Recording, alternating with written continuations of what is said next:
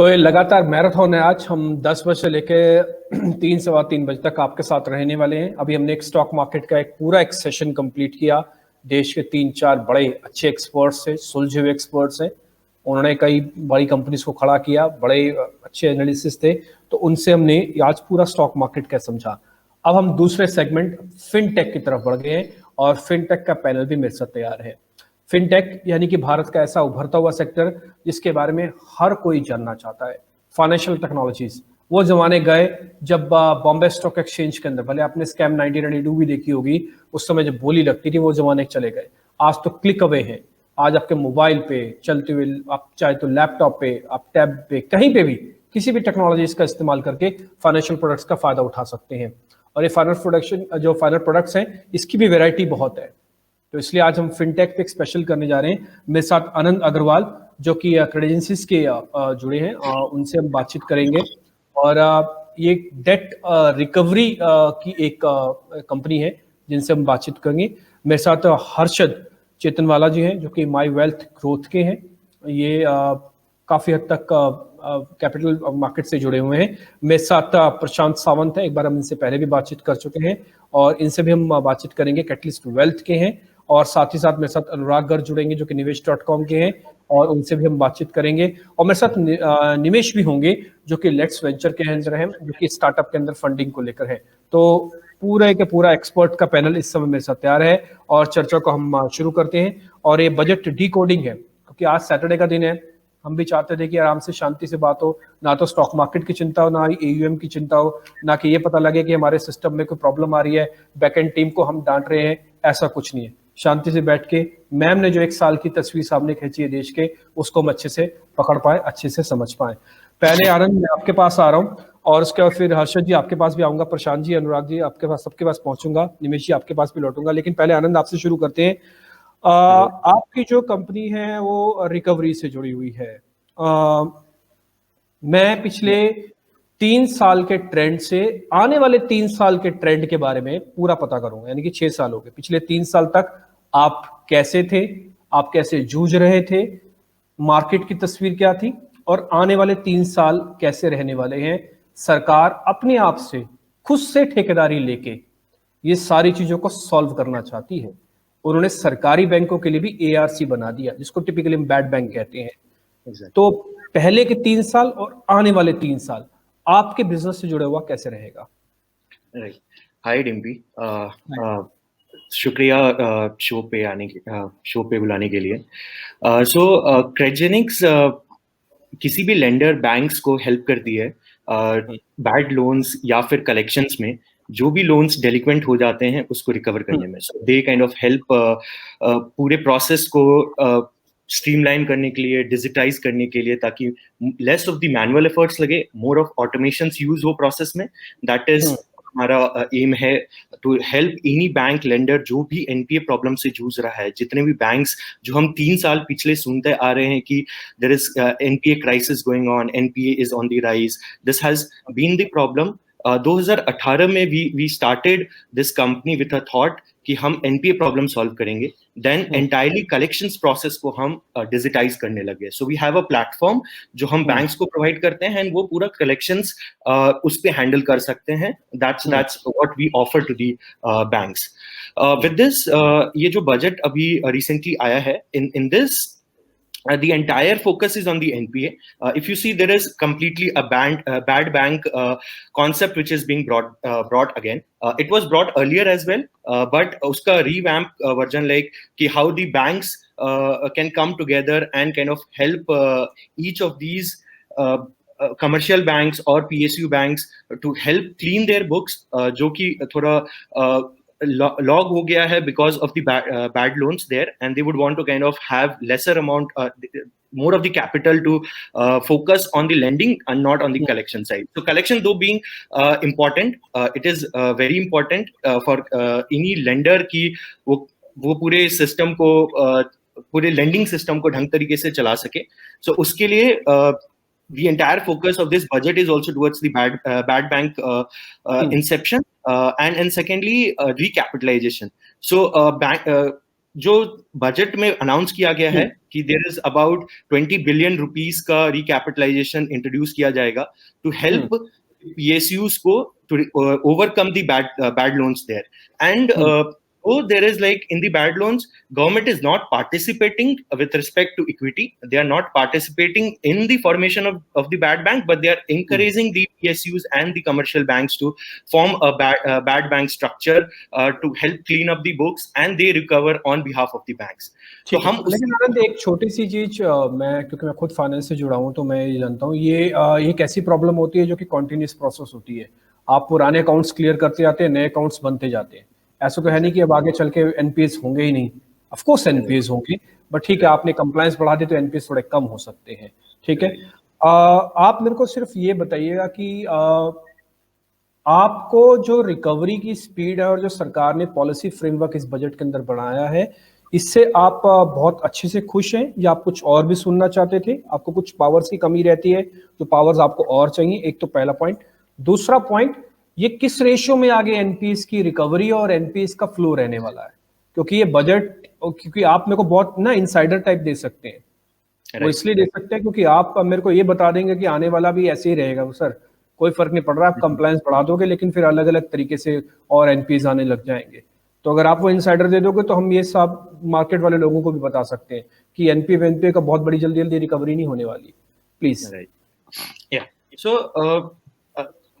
so given the COVID, recent past में जो COVID आया है, because of that pandemic and all, a lot of market was shut, lot of people lost their jobs, because of which their defaults increased a lot. So there was a lot of defaults happening in the market, and in that scenario, the NPA kind of doubled down in terms of the numbers as well, which was quoted by HDFC Bank, ICICI Bank, a lot of banks there, and then there is a need right now in terms of recovery.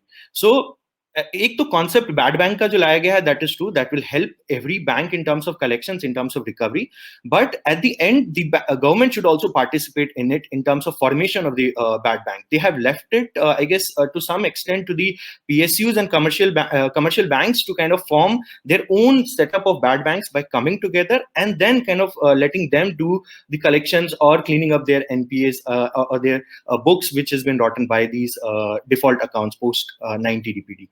सो ये participation होता तो much more better होता.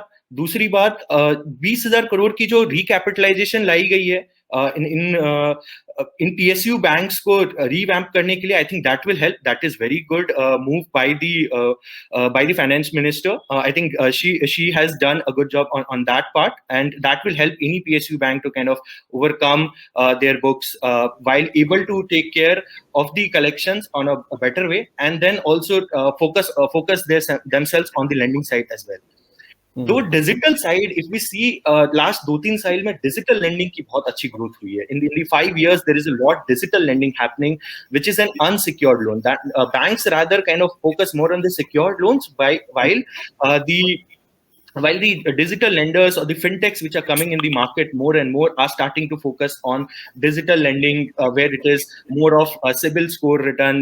Your bank statement is the kind of input which is taken to like underwrite your loan. So that is where I think it needs more, and regulations needs to come, I guess, to stricten up maybe the interest rate, to stricten up the scores or the underwriting processes and all. So, and secondly, RBI को more autonomy देनी पड़ेगी, I guess. One more thing, where on the helping side, RBI has been given, they have been helping the banks and all in terms of collection, in terms of solving the NPA problem. More of powers could be given in terms of bringing up that to a better stage.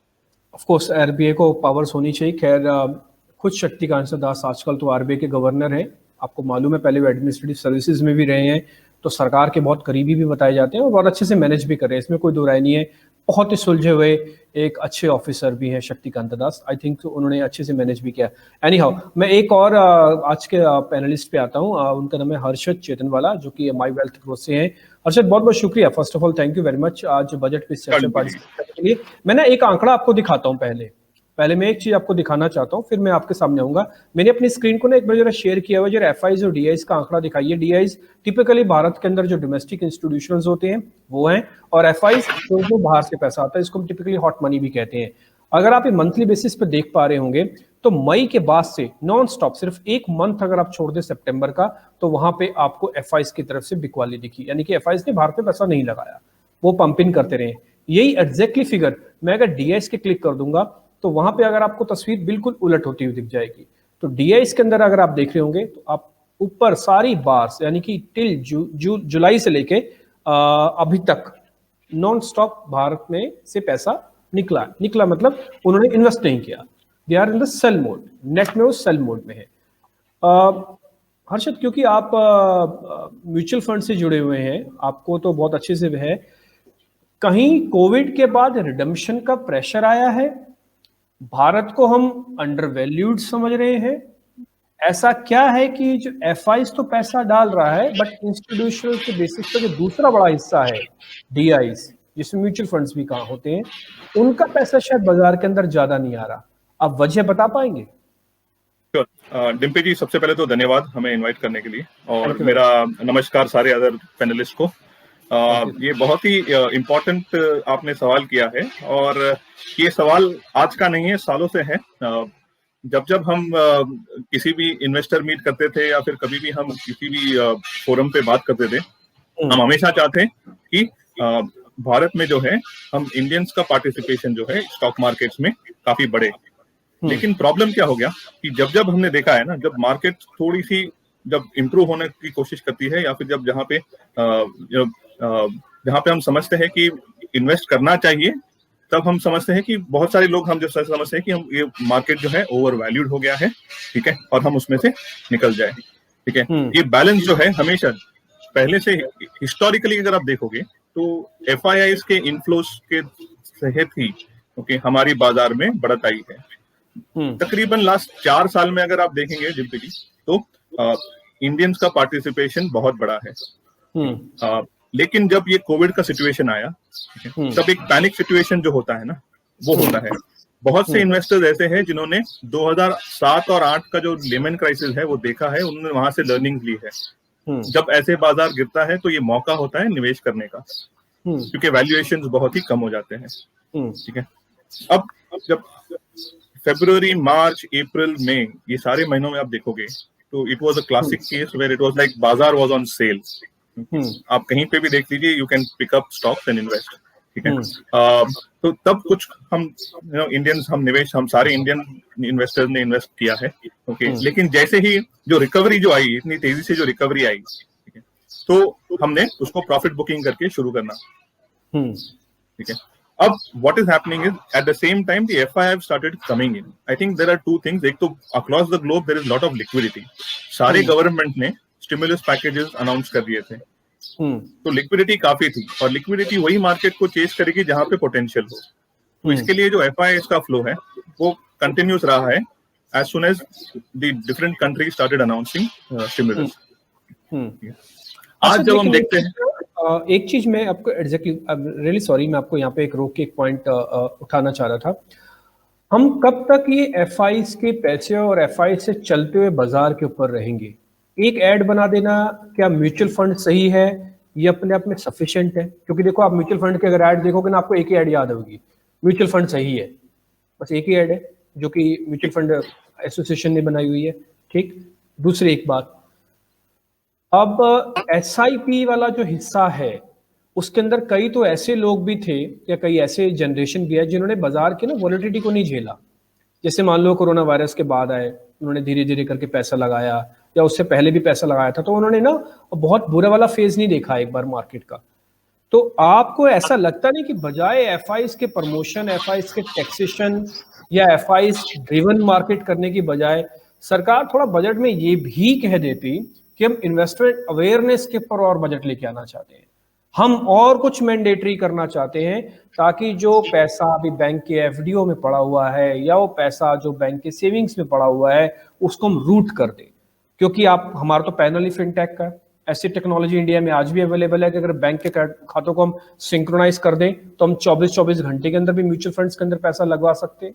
तो आपको नहीं लगता कि ये एक miss point था budget के अंदर, थोड़ा अच्छे से एड्रेस होना चाहिए था? नो डाउट मैम ने बहुत ध्यान रखा, कोई टैक्स नहीं लगाया, कोई बढ़ाया नहीं, बट ये थोड़ा सा कनेक्ट हो जाता तो मजा आता। तो देखिए, आई थिंक जो बजट जो था, बजट का जो टोन है वो बहुत ही क्लियर था मेरे हिसाब से, कि उनको ग्रोथ को चेस करना है, और जो काफी सही है और जायज है मेरे नजर में। रही बात कब तक हम डिपेंडेंट रहेंगे एफआईआईज की, वो तब तक होगा जब तक हम जो डोमेस्टिक इन्वेस्टर्स है वो पार्टिसिपेशन और इम्प्रूव ना करे। आज भी अगर हम देखेंगे तो ओवरऑल अराउंड आप म्यूचुअल फंड्स के आंकड़े ले लीजिए, तकरीबन 9.5 करोड़ के आसपास फोलियोज रहेंगे यूनिक। ओके, अगर हम समझे कि एक इन्वेस्टर के पास 3 से 4 अगर फोलियोज रहते हैं, ठीक है, तो हमारा जो म्यूचुअल फंड का जो पेनिट्रेशन जो है वो है तकरीबन 2.5 से 3 करोड़। तो पूरे देश में सिर्फ 2.5 से 3 करोड़ इन्वेस्टर्स ही ऐसे हैं जो म्यूचुअल फंड में निवेश करते हैं। अब ये सिनेरियो में, जबकि इक्विटीज मार्केट्स को में और पार्टिसिपेशन बढ़ाने के लिए म्यूचुअल फंड से अधिक अच्छा कोई प्रोडक्ट नहीं है, बिकॉज वहां पे आपका रिस्क अपने आप कम हो जाता है, बिकॉज आपके एक्सपर्ट्स जो है वो मैनेज करते हैं। हाँ, इंपॉर्टेंट ये है, आप जो सही कह रहे हो, एजुकेशन। सिर्फ एक एड बनाने से कि म्यूचुअल फंड सही है वो काफी नहीं होता, ठीक है। म्यूचुअल फंड किस वक्त सही है, किस किस के लिए सही है, वो बताना बहुत जरूरी है, ठीक है। आप म्यूचुअल फंड इंडस्ट्री भी एक उसमें कैसा है, आप 400 से 500 स्कीम्स है। आप टिपिकल प्रॉब्लम समझिए कि पहले इतने सारे स्टॉक्स थे, उस स्टॉक्स को मैनेज नहीं हो पा रहा था, इसके लिए म्यूचुअल फंड्स आए, ठीक है। म्यूचुअल फंड ने क्या किया, 500-600 फंड बना दिए। अब इन्वेस्टर फिर से कंफ्यूज है कि मैं कहाँ जाऊं, ठीक है। तो आइडिया ये होना चाहिए कि इन्वेस्टर्स को हेल्प करने के लिए कि कौन से टाइप के क्या म्यूचुअल फंड्स, कहाँ पे आप इन्वेस्ट कर सकते हो, कहाँ इन्वेस्टमेंट होता है, इन्वेस्टर एजुकेशन पे जरूर बहुत जरूरी है कि हम सब फोकस करें। जैसे कल की बात ले लीजिए, जैसे आरबीआई ने कहा कि रिटेल पार्टिसिपेशन जो है गवर्नमेंट सिक्योरिटीज में अलाउ करेंगे, ठीक है। तो एक इम्पोर्टेंट, ये तो बहुत अच्छा है, किसी भी चीज में आप रिटेल पार्टिसिपेशन को इन्वॉल्व करोगे तो मार्केट का जो ब्रेथ है वो बढ़ेगा, डेप्थ बढ़ेगा। लेकिन जो प्रॉब्लम जो है ना, जो टिपिकल प्रॉब्लम जो है कि कितने इन्वेस्टर्स ऐसे हैं जो इंटरेस्ट रेट रिस्क को समझ रहे हैं। तो इसके पहले कि हम लोगों को बोले कि आप इसमें इन्वॉल्व हो, हमारा काम ये होना चाहिए कि हम उनको एजुकेट भी करें। और रही बात एसआईपी की, जो आपने एक बहुत ही एक महत्वपूर्ण बात कही है उसमें, एसआईपी की। और देखिए, अगर आप देखेंगे म्यूचुअल फंड्स के इन्वेस्टमेंट्स के आंकड़े और स्टॉक ब्रोकिंग में जो अकाउंट्स खुले हैं, 2015 से लेके 2019 तक बहुत सारे डीमैट अकाउंट्स और नए फोलियोज बने हैं। ये सारे निवेशकों ने कभी नेगेटिव रिटर्न्स नहीं देखे थे जब तक हम कोविड में आए। तो फर्स्ट टाइम हमने जब नेगेटिव रिटर्न्स देखा तो हमारा बट ऑब्वियस, हम थोड़ा शेकन अप हो जाएंगे, हम कहेंगे अरे ये तो हमारे लिए नहीं है, ओके। तो वहां से जो है ना, वो स्टोरी जो है, वो जो विड्रॉल की और एसआईपी स्टॉप की शुरू होती है। तो एक है कि आप मेंटली हमें प्रिपेयर करना चाहिए इन्वेस्टर को कि ये स्टॉक मार्केट है, स्टॉक मार्केट कभी सीधी लाइन में नहीं जाता, ठीक है, ये हमेशा ऊपर नीचे होता रहता है। बिल्कुल, आपकी बात बिल्कुल ठीक है। और मेरे को ऐसा लगता है कि बस एक ही चीज़ की ज़रूरत है। देखो, हमको एजुकेशन स्कूल से मिल जाती है, संस्कार अपने घर से मिल जाते हैं, बहुत सारी चीज़ें मिल जाती हैं। एक चीज़ है, पैसा कमाना इस दुनिया में शायद आसान भी हो सकता हो, लेकिन पैसे को बचाना और सही ढंग से इन्वेस्ट करना, ये बहुत मुश्किल काम है। तो इसलिए मेरे को लग रहा है कि जो दूसरे वाला हिस्सा है, इसमें गवर्नमेंट का थोड़ा सा पार्टिसिपेशन होना चाहिए, हम सबका भी होना चाहिए लर्निंग के तौर पर। तो हर्षद जी, मैं अभी आपके पास वापस लौट के आऊँगा। इस बीच मेरे साथ एक और मेहमान भी आज हमारे पैनलिस्ट में, उनका नाम है निमेश कंपानी जी, जो कि लेट्स वेंचर्स के हैं, और उनसे हम जरा बात करते हैं। निमेश जी, बहुत बहुत शुक्रिया। First of all thank you, आज आपने समय निकाला। आज सैटरडे के दिन मेरे को पता है कि कई बार घर में और भी काम होते हैं, आपको भी होंगे, बट फिर भी आपने आज समय निकाला, बहुत बहुत शुक्रिया। सर, आपकी इंडस्ट्री से ना हम ये पता लगा सकते हैं कि यंग इंडिया, जिसको हम नया भारत कहते हैं, वो नया भारत कितना ठीक है, कितना सुदृढ़ है। देखो सर, चाइना से हम मैन्युफैक्चरिंग में आज भी कंपटीशन नहीं कर पाते हैं, बट चाइना से एक चीज में हम उनको अभी भी हरा पाते हैं या उनके बराबर खड़े हैं, वह हौसलों में, हिम्मत में, है ना। वो चाहे मिलिट्री की हो, चाहे वो हमारे एंटरप्रेन्योर स्किल्स की हो। भारत में शुरू से ही थोड़ा सा एंटरप्रेन्योर स्किल्स, सेविंग कम इन्वेस्टमेंट के कंसेप्ट पे चला है। तो जो आप, क्योंकि आपकी कंपनी जो है कुछ फंड रेजिंग में है, स्टार्टअप्स में है, तो आप मेरे को ये बता पाएंगे इस समय की तस्वीर क्या है? गवर्नमेंट ने एंजल टैक्सेस को लेकर क्या बोला है? आगे चल के क्या आप और इसमें एक्सपेक्टेड चाहते थे कि क्या और गवर्नमेंट पुशअप करें?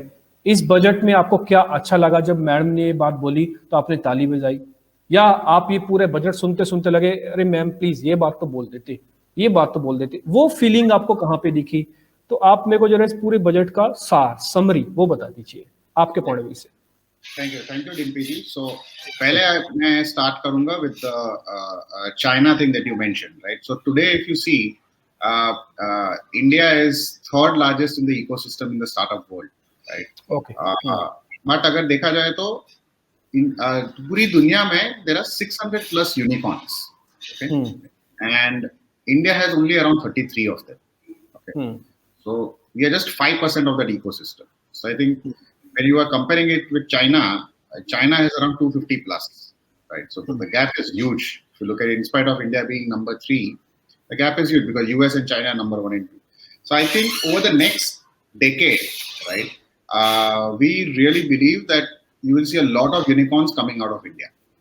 Unicorn is a company जिसका valuation 7,000 crore से ऊपर होता है. So I think that is what we will see in the future to come. So I think I would start by saying that the future of entrepreneurship in India and the future of startups in India is very bright. Second thing on what the Honorable Prime Minister has done for startups, I think a lot of things were quite positive. एक था development of a fintech hub in Gift City, right? This is something for the fintechs, and of course we already spoke about the 1,500 crores of the payment infrastructure ke liye, the funding that has been kept aside. I think that is another positive move. Extension of tax holiday for startups and also the capital gains benefit that is available for selling of residential property, that is also extended by a year. Again, a very positive move. They also tweak the tax audit thresholds, right, which earlier was 5 crores is now moved to 10 crores for digital companies. Like 95% of the business is done by digital companies. And another very important one, and जो आप जैसे कह रहे थे कि startup world के लिए benefit होएगा एंड एंटरप्रेन्योर्स को बेनिफिट होएगा, इज 1% कंपनी, राइट? 1% कंपनी का law had already come couple of years back, but ये टाइम उसमें थोड़ा ट्वीक करके किया है कि पहले ऐसा था कि you should have been a resident in India for 180 days and more, right? But now they brought it down to 120 days and more, right? So I think that is very beneficial for, so to speak, reverse brain drain, right? जो there are a lot of NRIs, lot of tech and people outside India who are NRIs who can now set up companies in India, because right now they would set up a company in the country where they are resident and try and work on operations in India, but now they can do a single person company in India. I think ये entrepreneurship को काफी बढ़ावा देगा.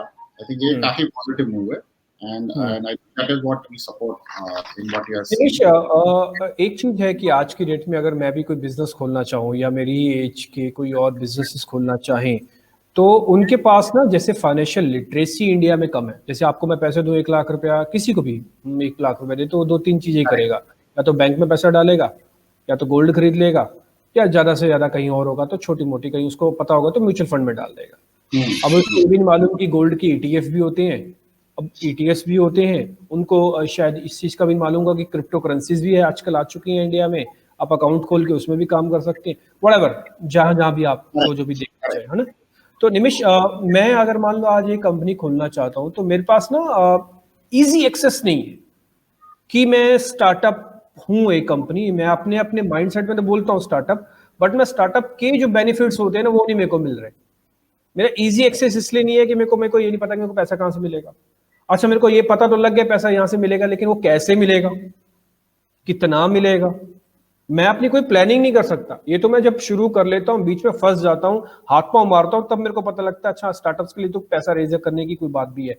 हम कुछ ऐसा mechanism draw कर सकते हैं, या फिर गवर्नमेंट से कुछ आप एक्सपेक्ट करते हो कि ऐसा कुछ आप ड्रॉ कर दो ताकि लोगों को पता लगने लग जाए? देखो जो पता होगा ना वो फिर आप अपने आप ही एंटरप्रेन्योरशिप स्किल्स बढ़ने लग जाएंगी. No, so there are a lot of things already done on this, DPG.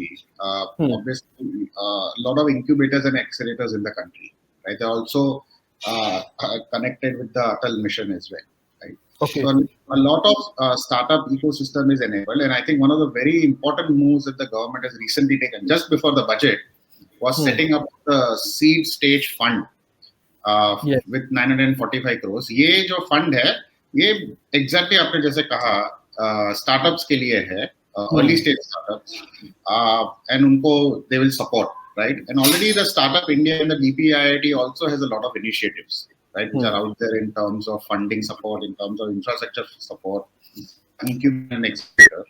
In addition to that, there are काफी सारे private accelerators, incubators we have अपने देश में आज, right? And funding के बहुत सारे options है. Angel funding के लिए there are काफी platforms है, like Let's Venture is one of the platforms for that, which is the largest in the country. But there are quite a few platforms which are very active in this space. So somewhere I think access at early stage is already there. I think, and with this government support also coming in, it will really benefit this sector. And I think on the last point you had mentioned on what do you wish that could have been done, 2 or 3 things with the मेरे top of the mind है. एक है कि harmonization of tax rates on capital gains, right? Because there is a big difference on listed tax and on startup investment tax.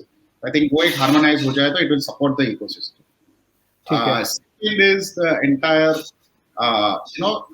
the certification by the INB, right? So DPIIT has registered today around 43,200 startups. Okay? Now, to be eligible for the tax benefits on ESOPs and the tax benefits on what we discussed about extension by a year and all, you need to be registered by INB, and the number is only 390, right? So if 319 startups out of the registered startups of DPIIT only get the benefit, so benefit बहुत कम लोगों को मिल रहा है. So I think these are the 2 very big changes that I would look forward to as we go ahead in the future.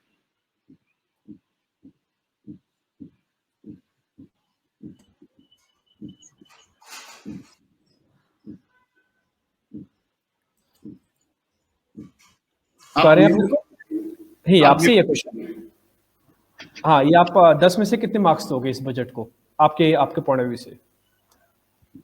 मेरे लिए था ये question DP ji, because आप म्यूट पे थे. सर आपके लिए निमेश जी, आपके लिए?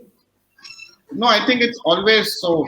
The analogy that I gave is it's like आप बच्चे को एक खिलौना देते हो तो खुश तो होता है, मगर आप उसको पूछोगे और क्या चाहिए तो बोलेगा पूरी दुकान चाहिए.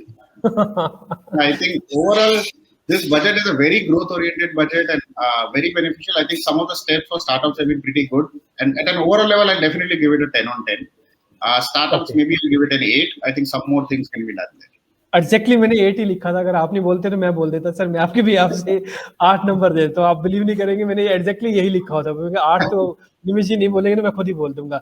अच्छा आनंद जी, आप कितने मार्क्स देंगे 10 में से आपके इंडस्ट्री के बारे में? आपको तो मेरे को लगता है 10 में से 11 देने चाहिए. उल्टा आपके तो सब कुछ रास्ते खोल दिए उन्होंने पूरे. Right. So I would give like 9. 11 तो नहीं. अच्छा, 1 नंबर किसका काटा ये तो बता दीजिए. हैंड राइटिंग का क्या? So I guess वो participation part, I guess more on the participation in the bad bank. Already 3-4 साल there is talks about bad bank, but to expedite that there is still a requirement from the government to push it faster. Okay, so Harshad जी आप कितने marks देंगे 10 में से? Deputy जी मैं 8 दूंगा. इसके पहले कि आप मुझे पूछे कि 2 मार्क किस लिए काटे, मैं कहूंगा कि प्रॉमिसेस बहुत है, मेजर्स बहुत सारे अच्छे अनाउंस किए हैं. I think the key is also to implement it, जो डाइवर्समेंट टारगेट्स वगैरह है. बट लगता है कि जिस तरह से जो प्लान बनाया है, आई थिंक वो अचीव हो जाएगा. ग्रेट, ठीक है, इंटरेस्टिंग. अब मैं आता हूँ जरा अनुराग गर्ग जी के पास और मैं आता हूँ प्रशांत सावंत जी के पास. पहले गर्ग साहब आपके पास आता हूँ, फिर प्रशांत जी से हम बातचीत करेंगे. पहले तो बहुत बहुत शुक्रिया अनुराग जी, आपने आज समय निकाला. और मैं आपकी कंपनी के बारे में देख रहा था कि आपकी कंपनी पीएमएस में भी है, बॉन्ड्स में भी है. गवर्नमेंट के हिसाब से, हमारे हिसाब से और आपके भी हिसाब से इंडिया में जिसको फाइनेंशियल प्रोडक्ट को सबसे ज्यादा इग्नोर किया गया, इग्नोर मतलब कि उसको अच्छे से नहीं बताया गया, वो था शायद बॉन्ड मार्केट.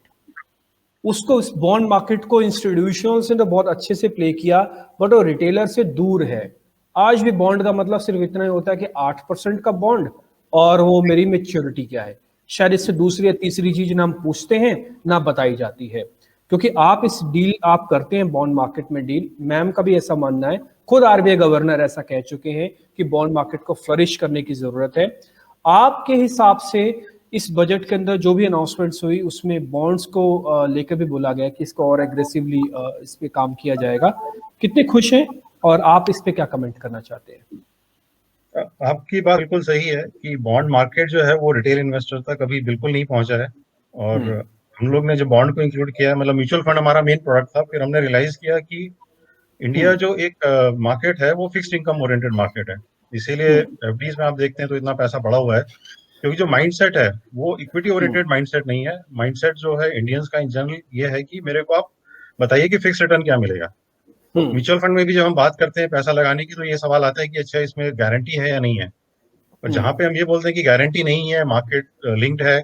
इनफैक्ट मैं एक ये चीज कहना चाहूंगा कि जो ये स्टेटमेंट है जो हम लोग कहते हैं कि mutual funds are subject to market risk, वो सबसे बड़ा नेगेटिव मार्केटिंग है म्यूचुअल फंड्स के लिए। तो उसको चलते हुए हमने बॉन्ड्स के बारे में सोचा और उसको प्रमोट करने की कोशिश करी है, और रिस्पॉन्स भी बहुत मिला है। तो जो बजट में हम बात तो करते हैं बहुत सारी, अब जैसे रिटेल पार्टिसिपेशन इन जिससे की हम बात कर रहे हैं आरबीआई के थ्रू, लेकिन उसको एक्चुअल में कैसे इंप्लीमेंट होगा वो फ्रेमवर्क जो है वो नहीं है। तो आई थिंक गवर्नमेंट को एक फ्रेमवर्क ऐसा सोचना चाहिए कि डिजिटल प्लेटफॉर्म्स को हम कैसे इनेबल कर सकते हैं थ्रू अ सेपरेट लेजिस्लेशन, जो कि इस तरह के प्रोडक्ट्स को हम एक्सेस दे पाए। तो जब हम बात करते हैं कि पार्टिसिपेशन नहीं है रिटेल, उसमें दो चीजें हैं, एक अवेयरनेस और एक्सेस, राइट। तो दोनों ही चीजों पे, दोनों ही पहलू पे गवर्नमेंट को काम करना पड़ेगा कि जो है एक्सेस इजी मिल पाए। जैसे केवाईसी है फॉर एग्जांपल, केवाईसी एक सबसे बड़ा फैक्टर है कि एक नया अकाउंट आज नहीं खुल पाता, क्योंकि केवाईसी अपने आप में कम्बरसम प्रोसेस है। ऑफ कोर्स एक हम बेसिक बात कहते हैं जब हम कंज्यूमरिज्म या कंज्यूमर प्रोडक्ट की बात करते हैं कि कंज्यूमर जो है इंस्टेंट डिसीजन लेता है, और अगर उसमें कोई डिसरप्शन आ जाए तो कस्टमर हो सकता है कि छोड़ दे के जैसे रहने दो यार, इतना मुश्किल काम है, मैं नहीं करता। तो केवाईसी एक कस्टमर को लाने में सबसे बड़ा प्रॉब्लम है। जब कस्टमर के पास पैन कार्ड है, कस्टमर के पास आधार कार्ड है, तो और किस लिए एक नया केवाईसी करना है, ये मेरी समझ से बाहर है। तो इस तरह के जो बेसिक मुद्दे हैं उन पे गवर्नमेंट को काम करना पड़ेगा अगर रिटेल को लेके आना है। स्टार्टअप्स तो काम करते ही रहेंगे विद इन द कंस्ट्रेंट्स, लेकिन वो एक सबसे बड़ी प्रॉब्लम है कि गवर्नमेंट को एक कॉम्प्रिहेंसिव इस पे लेजिस्लेशन लाने का सोचना पड़ेगा। अनुराग जी, एक ना मैं एक एक्चुअली आपसे एडवाइस ही चाहती हूँ, वो ये, क्योंकि हम कई बार देखते हैं ना कि बहुत तालियां बजती हैं सदन में भी न्यूज रूम में भी, कि जब गवर्नमेंट ये अनाउंसमेंट कर देती है कि हम आपका टैक्स ब्रैकेट जो है उसके अंदर ये रिलीफ दे रहे हैं, अब आपके पास 3 लाख तक का टैक्स नहीं लगेगा, आपके पास 5 लाख तक का टैक्स नहीं लगेगा। बहुत सारे लोग तालियां बजाते हैं कि देखिए 5 लाख तक की इनकम तो टैक्स फ्री हो चुकी है। लेकिन आपको नहीं लगता कि ये बजाय, अच्छा आप, मैं पूछ ही रहा हूं कि ये ज्यादा ठीक है कि गवर्नमेंट 5-5 लाख 6-6 लाख के ब्रैकेट बना दे जिसको टैक्स फ्री कर दे, या ये ज्यादा ठीक है कि गवर्नमेंट टैक्स की ब्रैकेट को ना बढ़ाए, under section 80C, under section 80D इसकी लिमिट्स को और इंक्रीज कर दे? भाई आपको रिलीफ तो देना ही है ना, आप ऐसे ना रिलीफ देते हुए उनको इन्वेस्टमेंट वाले रास्ते से रिलीफ दे दो। ये मैं एडवाइस चाहता हूं आपसे कि अगर हम वित्त मंत्री को बोलें या बात करें या आपके माफिक बात करें, तो आप उनको क्या बोलना चाहोगे कि मैम ये ब्रैकेट बढ़ा दो, या फिर आप ये टैक्स वाला चैनल खोल दो, इसको रिलीफ दे दो, उसमें लिमिट बढ़ा दो? देखिए दोनों की अपनी अलग इंपॉर्टेंस है। अगर टैक्स कम होता है तो उसका बेनिफिट ये है कि कस्टमर के हाथ में पैसा ज्यादा है और वो स्पेंडिंग ज्यादा करेगा। सेविंग्स में आएगा नहीं आएगा इसकी कोई गारंटी नहीं होती फिर। हाँ, लेकिन स्पेंडिंग अगर बढ़ रही है तो उससे अपने आप में एक मैन्युफैक्चरिंग को और इंडस्ट्री को फ्लिप मिल सकता है। तो जब हम टैक्स रैशनलाइजेशन की बात करते हैं, जो कि गवर्नमेंट का एक मुद्दा रहा भी है कि हम इसको सिंप्लीफाई करेंगे, तो वो भी एक इम्पॉर्टेंट पहलू है, क्योंकि अगर कस्टमर के हाथ में पैसा है और वो इकोनॉमी में स्पेंड हो रहा है तो इकोनॉमी को उससे ग्रोथ मिलेगी, और सेविंग बढ़ेगी तो ऑब्वियसली सेविंग भी कैपिटल मार्केट में जा सकती है और उससे भी इकोनॉमी को बेनिफिट हो सकता है।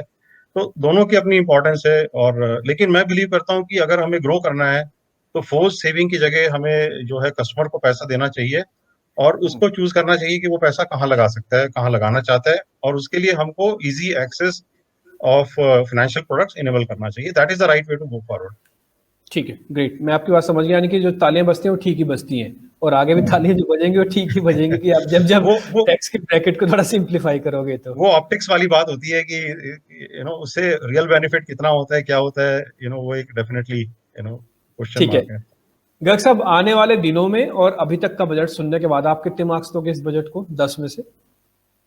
देखिए, मैं भी 8 ही दूंगा। और एक जो सबसे इम्पोर्टेंट मुद्दा था वो जो लॉन्ग टर्म कैपिटल गेन लगाया गया था, जो कि डेफिनेटली एक डिजास्टर था, एंड उसको रिमूव करना चाहिए था, वो रिमूव अभी भी नहीं हुआ है।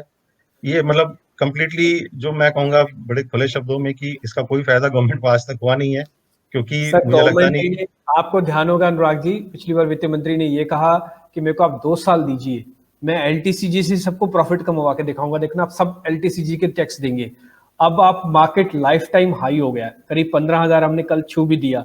अब तो LTCG सबका कैलकुलेट होगा सर। अब ये गवर्नमेंट देखिए वो ले लिया। अभी भी हम लोग देखते हैं तो अभी भी जो है ना बहुत सारे इन्वेस्टर्स उसमें नहीं आते हैं, अच्छा। क्योंकि जो इंडेक्स की मूवमेंट है वो हम लोग जानते हैं कि ऐसा नहीं है कि ब्रॉड बेस्ड है, अभी भी बहुत ज्यादा ब्रॉड बेस्ड नहीं है। अभी भी जो मिड कैप्स और स्मॉल कैप्स है वो अपने हाई से अभी भी नीचे ही है, और इसका नुकसान गवर्नमेंट को भी हुआ है, क्योंकि जो डिसइन्वेस्टमेंट टारगेट्स वगैरह थे वो गवर्नमेंट अचीव नहीं कर पाई है, क्योंकि मार्केट में वॉलेटिलिटी रही है। एंड सी अगेन पॉइंट ये है कि हम चीजों को जितना सिंप्लीफाई कर पाए, और अगर रिटेल पार्टिसिपेशन की बात है तो जब हम बोलते थे कि इसमें टैक्स नहीं लगेगा, वो एक एनेबलिंग फैक्टर होता था, राइट?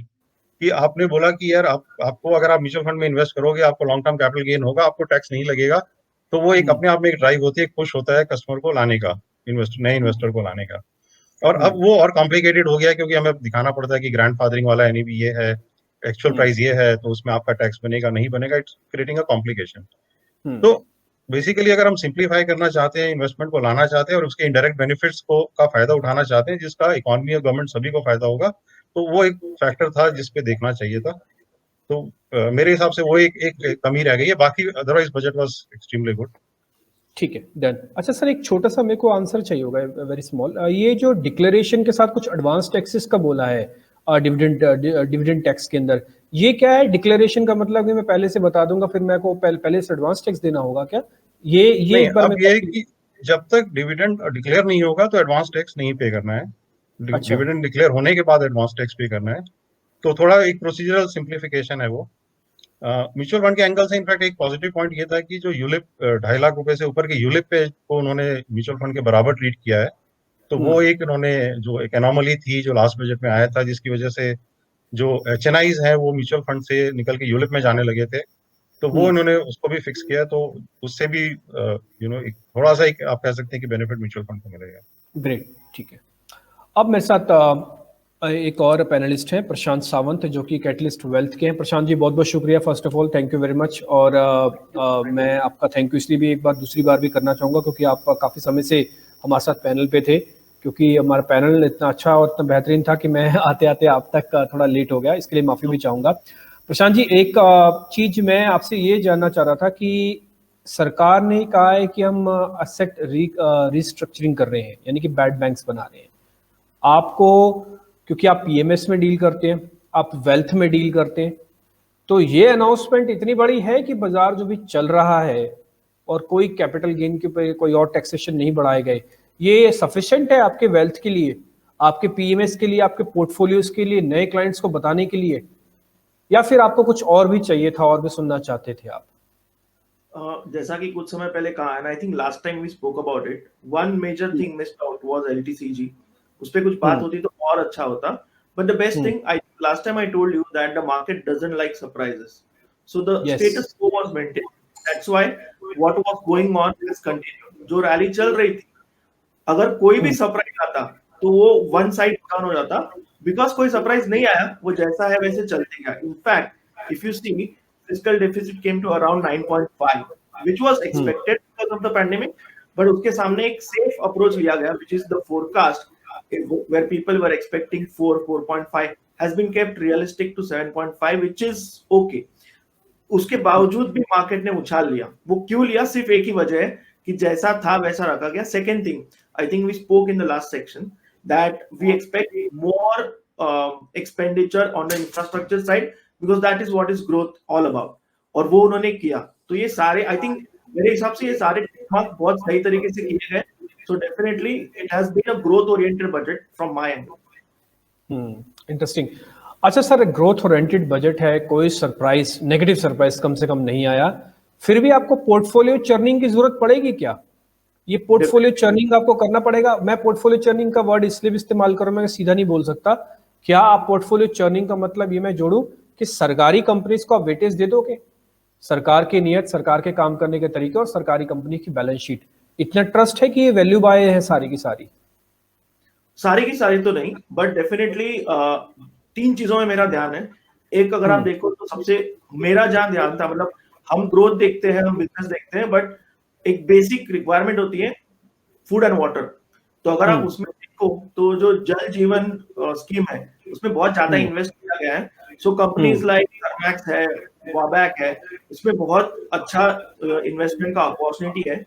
फिर केमिकल्स इंपोर्ट ड्यूटी पे भी कुछ राहत दी गई है। So I think for that chemical Indian manufacturers will be benefited. तो वो काफी सारे अच्छे सेक्टर्स हैं जो कि अनएक्सप्लोर्ड है। And other thing is health care पे ध्यान दिया गया है। So I think we spoke about that last time. Pharma is my pick for the whole year, क्योंकि अगर आप देखो स्टॉक मार्केट चला है, सारे स्टॉक लाइफ टाइम हाई पे है, बट फार्मा अभी भी लाइफ टाइम हाई के नजदीक भी नहीं है, right? So even if the front liner start mellowing down, pharma would definitely be a pick for this year. And इसमें कुछ समय पहले हमारी बात हुई थी कि मिड कैप स्मॉल कैप जो सेक्टर्स है वो काफी अच्छे चलेंगे ये 2 साल, definitely not for front liners but for good mid and small caps only. ठीक है सर, इससे पहले ना हमने एक मार्केट का पैनल भी किया था डिस्कशन, उसमें ये बात सामने निकल के आ रही थी कि जो लिक्विडिटी ड्रिवन है ये सब कुछ, हालांकि राकेश झुनझुनवाला का भी एक वीडियो आ चुका है, वो सभी ने देख लिया होगा, है ना? मैं उस पर जाऊंगा नहीं, क्योंकि इसमें हमारी बिरादरी के ऊपर भी थोड़ा सा क्वेश्चन उन्होंने उठा दिया, तो मैं उस पर नहीं जाता, चलो थोड़ा सेफ्टी के लिए। लेकिन उन्होंने ये भी कहा कि लिक्विडिटी के अलावा फंडामेंटल्स भी होते हैं, है ना? अच्छा, आपको आज फंडामेंटल ओवर वैल्यूड लगते हैं, फेयर वैल्यूड लगते हैं कि अंडर वैल्यूड लगते हैं प्रशांत जी? पहली बात तो मैं फंडामेंटल्स की साइड पे जाना नहीं चाहूंगा, क्योंकि मैं पूरी तरह से टेक्निकल्स यूज करता हूँ completely. I have a blind belief on technicals. That's why I've been raised. Almost been 18 years now. अच्छा, तो आपको अपने कैबिन में जो फंडामेंटल वाली बात बोलता होगा, शायद उसके साथ आप बैठते भी नहीं होंगे। मैं बैठता हूँ मैं, क्योंकि कहीं ना कहीं एक उसमें हिंट होता है कि कहीं ना कहीं से कोई नॉलेज मिलता है, और अगर उसको आप अपने चार्ट पे डाल के देखो वो मैच हो रहा है तो आपका कन्विक्शन बढ़ ही जाता है। Yes. You know, so it always helps. It's always a teamwork. वो एक बहुत अच्छी बात होती है। हाँ, अच्छा, एक चीज मैं फिर आपसे और पता कर रहा था, अभी आपने कहा मिड कैप और स्मॉल कैप के अंदर, हेल्थ केयर के अंदर, केमिकल्स के अंदर, जल जीवन वाली स्कीम के अंदर, ये 4 चीज आपने मोटा मोटी बताई हैं। कुछ और ऐसा छूट गया है जो आप बताना चाहते हैं कि हाँ ये भी आने वाला एक बजिंग एरिया है? केमिकल्स का मैंने आपको बोल दिया, मेरा वहां पे बहुत ध्यान है, वाटर ट्रीटमेंट पे ध्यान है। और अगर आप मुझे पूछो कि अभी क्या करना चाहिए, कहाँ तक मार्केट जा सकता है, तो उस पर 1 मिनट बात करना चाहूंगा।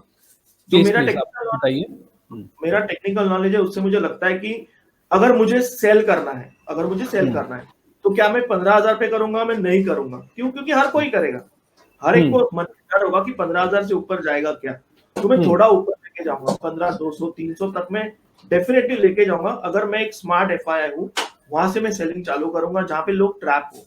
तो अब मेरा अप्रोच क्या होना चाहिए as an investor is to start booking profits, first thing. Second thing, मैं कहाँ निवेश करूं? तो जैसा मैंने कहा फार्मा सेक्टर में, फिर आई थिंक लास्ट टाइम हमने 2-3 स्टॉक्स के बारे में बात की थी हेल्थ केयर के, जैसे कि सीक्वेंस साइंटिफिक वगैरह, उन्होंने ऑलरेडी 17-18% का रिटर्न दे दिया। आई थिंक अभी स्टॉक्स लाइक लॉरस लैब जो भी लास्ट टाइम में हमने बात किया था, एंड इवन रिलायंस इंडस्ट्रीज में निवेशित रह सकते हैं, बट कहीं भी ग्रीड बहुत ज्यादा हो चुकी है। अभी एक लॉजिकल इन्वेस्टर को स्टॉप लॉस तो रखना ही चाहिए, एटलीस्ट वो स्टॉप लॉस बढ़ाते जाओ ताकि लॉजिकली आप मार्केट से आउट आ सको। ये लेवल कि आप पूरी तरह से इसमें और एक्स्ट्रा इन्वेस्ट करो। तो प्रशांत, आप ये कह सकते हैं कि अनुराग गर्ग के पास और हर्षद जी के पास जाके खाता खुलवा लें, क्योंकि फिर वो तो SIP चलेगा ना, फिर आप तो सीधा आपको ग्रीड के हिसाब से है तो SIP कर सकते हैं, बट मेरा अभी ध्यान बहुत ज्यादा है गोल्ड ETF पे। अगले 2 सालों में मैं कम से कम यहाँ से बहुत अच्छी लेवल देख रहा हूँ, तो गोल्ड ETF में मेरा काफी अच्छा, मैं खुद भी कर रहा हूँ और मेरे जितने लोग मेरे कांटेक्ट में उन सभी को वही मैं प्रेफर करूँ, गोल्ड ETF में काम चालू कर सकते हैं। सर वजह बता पाएंगे क्यों? Again going back to the technicals, जिस तरीके से गोल्ड का मूव चल रहा है यानी कंसोलिडेशन चल रहा है, तो टेक्निकल में कहा जाता है कि एक्यूमुलेशन होता है, कंसोलिडेशन होता है, उसके बाद वो डिस्ट्रीब्यूशन है कि रीएक्यूमुलेशन है, वो पता चलता है। मेरा नॉलेज मुझे कह रहा है कि ये रीएक्यूमुलेशन है, जहाँ की और बाइंग हो रही है, और यहाँ से कम से कम अगले 1 से 1.5 साल में गोल्ड हमें 61 to 62,000 दिखा सकता है, जो कि बहुत अच्छा लेवल होगा। 62,000 रुपए तोला 10 ग्राम सोना हो जाएगा। यस। तो हम सोने को ना मोर्गेज करें ना ही अभी बेचे, आप ये कह रहे हैं कि 62,000 65,000 रुपए हो जाएगा तोला। हाँ, ग्रेट, इंटरेस्टिंग। तो जिनकी शादी 2 साल बाद भी होने वाली है तो उनके माता पिता आज भी गोल्ड खरीद सकते हैं, आप ये भी कह सकते हैं? कह सकते हैं। अरे गोल्ड वाह, इंडिया बहुत बढ़िया। ये सारी चीज मैं इसलिए पूछ रहा हूँ क्योंकि अगर मान लो किसी की बच्चों की शादी 2 साल पहले बाद में होने वाली है तो आज ही आप सोना खरीद लीजिए, क्योंकि सावन जी कह रहे हैं कि गोल्ड के अंदर एक अच्छा मोमेंटम आ सकता है। बहुत बहुत शुक्रिया आप सबका आज समय देने के लिए। गर्ग साहब आपका बहुत बहुत शुक्रिया, हर्षद जी आपका भी शुक्रिया, प्रशांत आपका शुक्रिया, निमेश जी आपका भी आज कार्यक्रम में जुड़ने के लिए, और आनंद अग्रवाल जी आपका भी बहुत बहुत शुक्रिया। थैंक यू वेरी मच, आज आपने हमारे साथ समय निकाला, आपसे बातचीत हुई, बहुत अच्छा लगा। बहुत बहुत शुक्रिया, थैंक यू वेरी मच आज का। Thank you.